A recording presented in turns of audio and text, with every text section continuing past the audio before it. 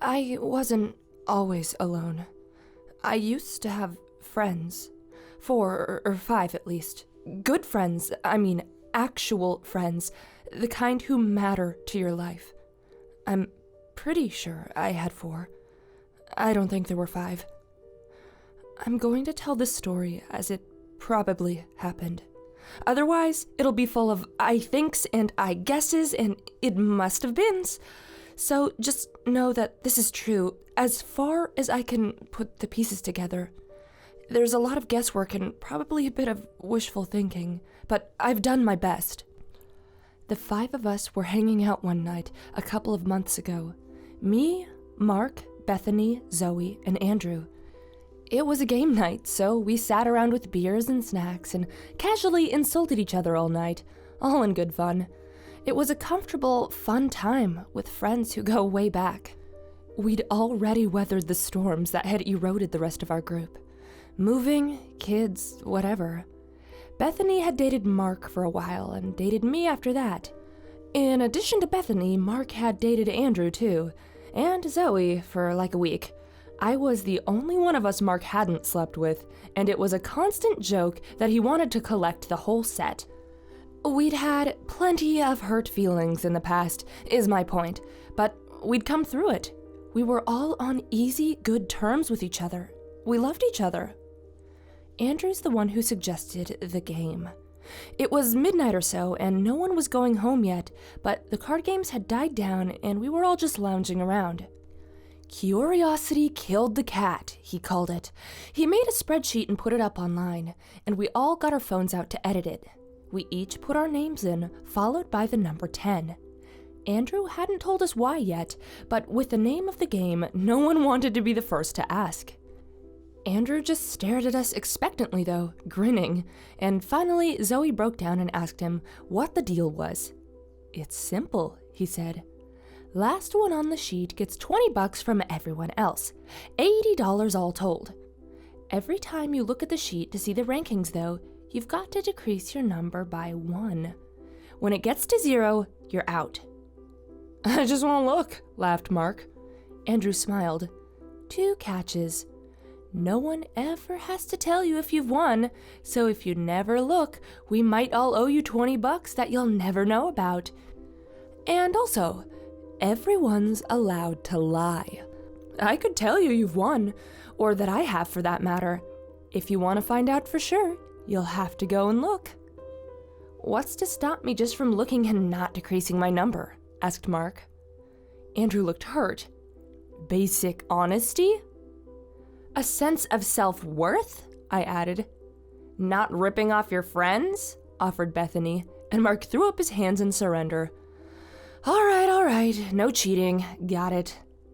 Last rule, said Andrew. Everyone puts a link to the sheet on the front page of their phone. That way, we'll all have to think about it. Curiosity begins now. Remember, all you have to do to win is just don't look. Oh man, I just won, said Mark. I don't know how you all looked so many times already, but you guys all owe me $20. We pelted him with popcorn. The first few days were easy. No one could possibly have been out so soon, so the urge to look was low. I would have forgotten about it entirely, except that every time I opened my phone, that little spreadsheet icon labeled Curiosity was sitting right there waiting for me to click it. After a week, I cracked for the first time. I had to know how my friends were doing with the temptation, and 10 was such a high number. It was hardly going to matter if I dropped by 1 anyway. So I opened it. Bethany and I were the only ones still at 10.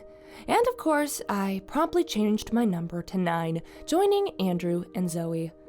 Mark was down to 8 already, which fit. He was never the patient sort. I closed the window and sent a group message to my friends reading, Mark, how'd you get down to 4 so soon? My phone buzzed a minute later with a response. Left my phone open, cat walked on the keyboard, changed my number. Thanks for letting me know. Everyone else better log in and check their numbers too. I laughed. It would have been marginally more believable if Mark had owned a cat. This started the lying in earnest, though. Not a day went by without one of us trying to get the others to look. Sometimes it was by group message, but more often it was a direct communication. They ranged from the blatant, like Zoe's, "You must have a will of steel, your score is double mine," to Andrew's subtle, "Mark's out, want to help me trick Zoe into lowering your score next?" That one actually got me. I legitimately wasn't sure if Andrew was telling the truth or not. And we were almost to the end of the second week anyway, so I clicked curiosity to find out, dropping my score to 8. If I'd had to bet before I signed in, I would have said Andrew was telling the truth, but Mark was still in at 6, and Andrew was the only one of us left at 9. I resolved to up my game. Bethany and Mark made the next move a few days later, early into the third week. Bethany sent a group message. "Nice work with the creepy interface, Andrew." Mark responded later with, "Yeah, I saw that over the weekend. Didn't know you could do that with spreadsheets." It was a setup, an obvious setup. But what if it wasn't? What if there really was something cool to see and I was missing it? I wouldn't put it past Andrew to add something as a lure. I resisted it for a full day, then broke down and opened the spreadsheet. We were into the third week anyway, so I was still basically on track. As I suspected, there was nothing there but our names and numbers, and I grudgingly dropped mine to a 7.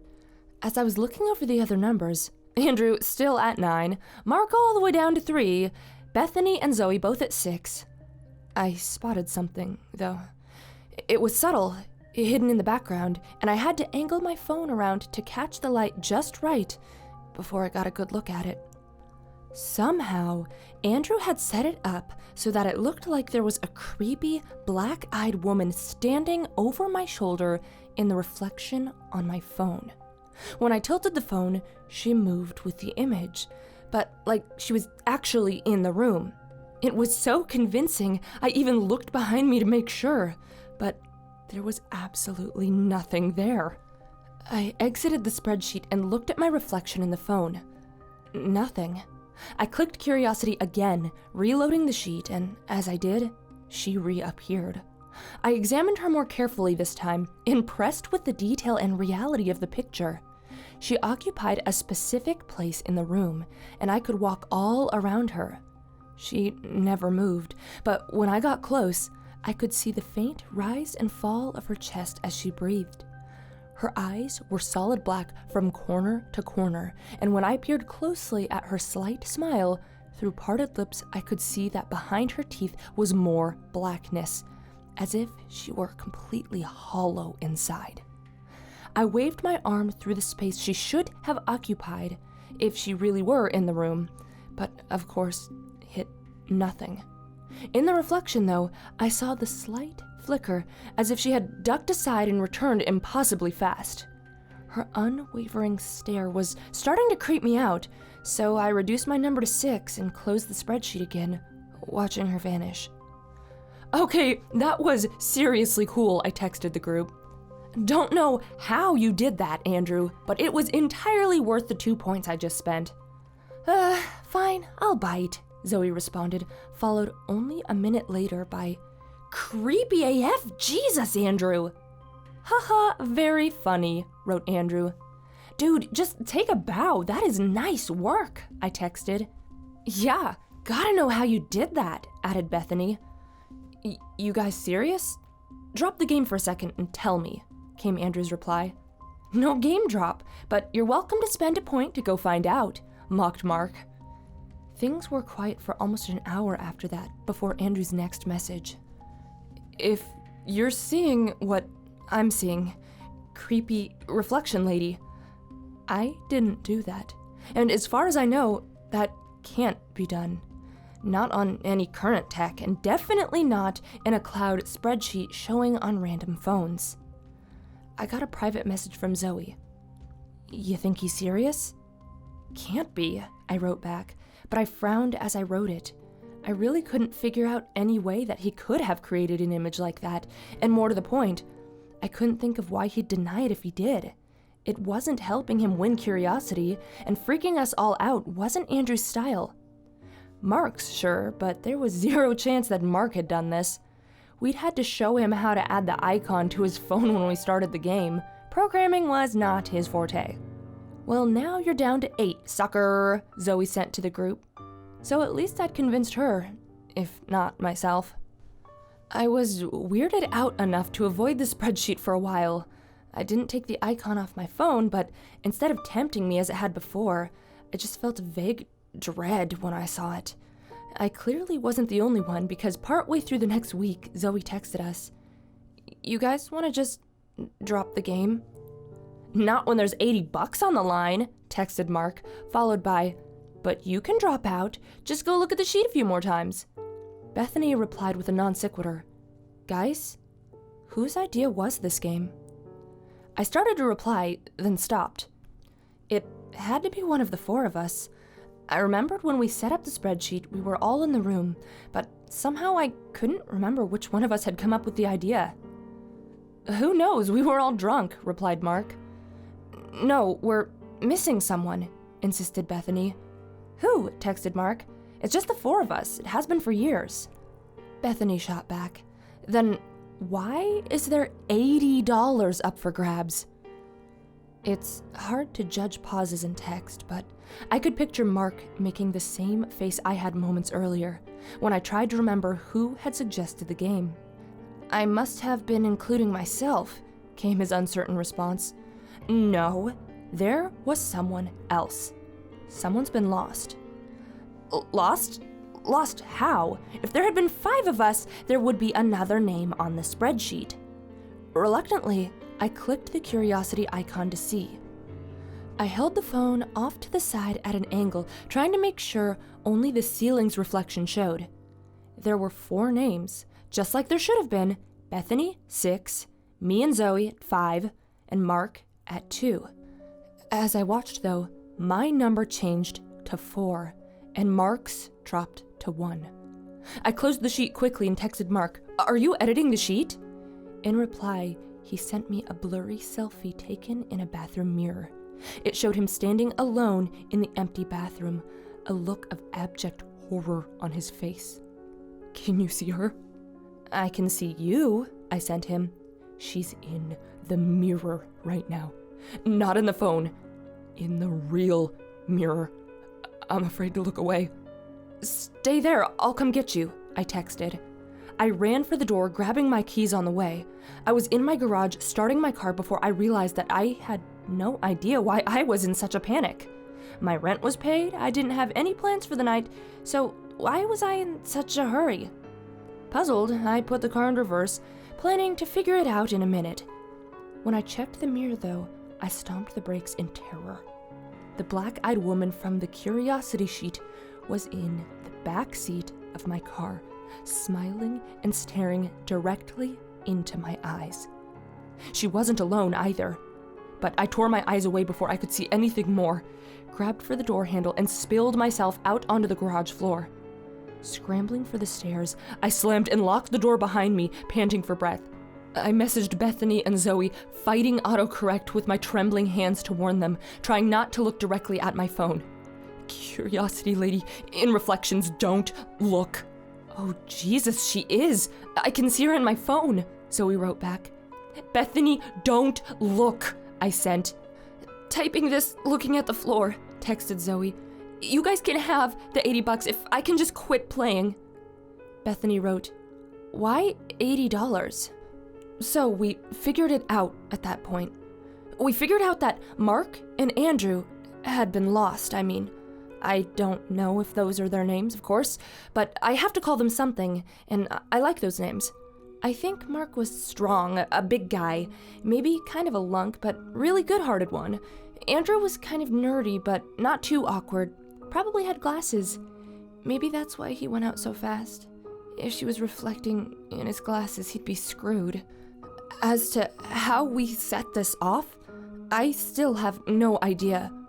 We talked about it for a while, I think, but that just made it worse for Zoe. And Bethany and I let the topic drop once we realized it was just the 2 of us. It was a bad day for both of us when we understood that we must have once had a group chat that we couldn't remember. It was getting hard to measure bad days anyway. Neither of us had left the house for some time.